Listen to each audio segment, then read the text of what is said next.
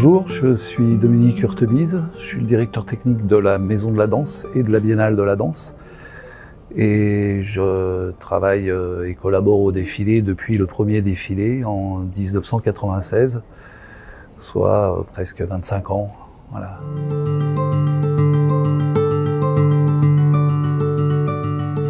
La priorité pour nous, c'est de concevoir l'accueil des participants dès leur arrivée le matin tôt, puisque les premiers arrivent vers 6 h du matin, que ce soit les chars ou les participants danseurs, et de les suivre et de les accompagner tout au long de la journée jusqu'à la fin de l'événement, mais aussi jusqu'à leur retour dans leur car ou leur bus.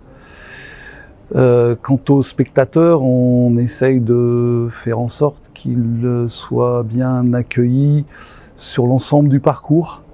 Et donc on essaye de limiter le nombre de barrières pour pas qu'on se retrouve dans une configuration un peu Tour de France, et de mettre des barrières qu'aux endroits vraiment ou dangereux ou stratégiques, voilà, et de faire en sorte que ce soit une vraie fête pour le public.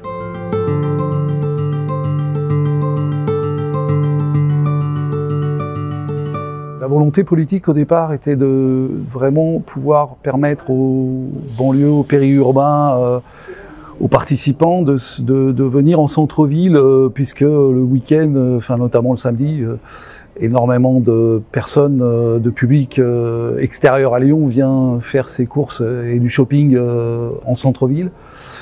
Nous, ça nous pose quelques problèmes de logistique pour accueillir dans un centre-ville qui est quand même occupé dans l'espace public par du mobilier urbain, par des jardinières, etc.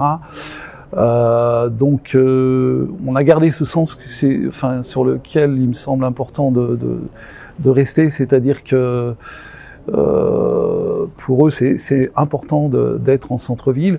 Après, toute la logistique est de faire en sorte qu'il y ait des endroits pour parquer les chars, des endroits pour les accueillir, des tentes, des mises en espace pour les participants.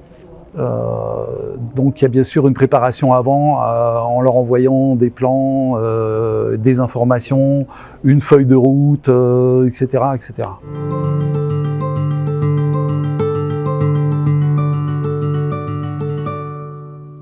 Nous avons tout de suite pris conscience de l'importance que ce défilé avait pour le public. Sur le premier défilé, franchement, on s'attendait à du monde, mais pas à autant de monde.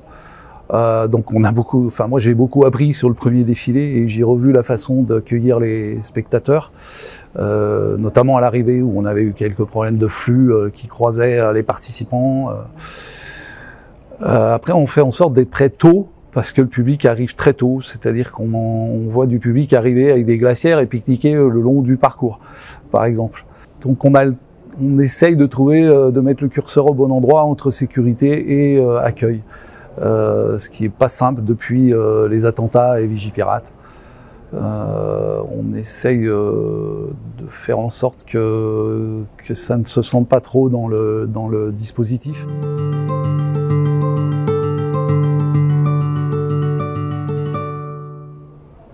Les défis, ils ont déjà été là, présents, parce que l'espace urbain, il est fait pour un certain usage, et nous, on vient désorganiser l'usage quotidien.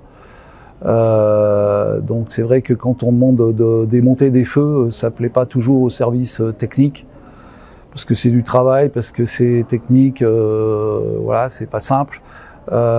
Et les attentats ont fait, les plans Vigipirate ont fait que ça devenait de plus en plus compliqué à gérer. Donc plus les contraintes, j'allais dire, de personnel, puisque ça engendre des gros frais en personnel de sécurité et de sûreté.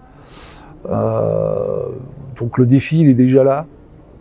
Je sais pas s'il va, j'ai pas l'impression qu'il soit augmenté, à part s'il y a une nouvelle pandémie, mais sinon, pour le moment, c'est le même défi, quoi. Et la problématique, c'est d'arriver à organiser, à mettre en place tout ça le jour J en très peu de temps. Voilà.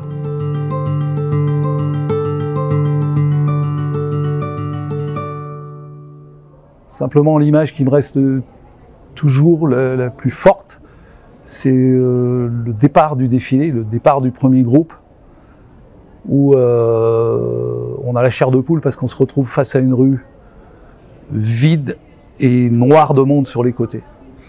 Et ça, c'est on a les poils qui se dressent sur les bras. Voilà, c'est une forte émotion et on se rend compte. Enfin, à chaque fois, moi, ça me met une pression forte. Voilà, une émotion et une pression en même temps.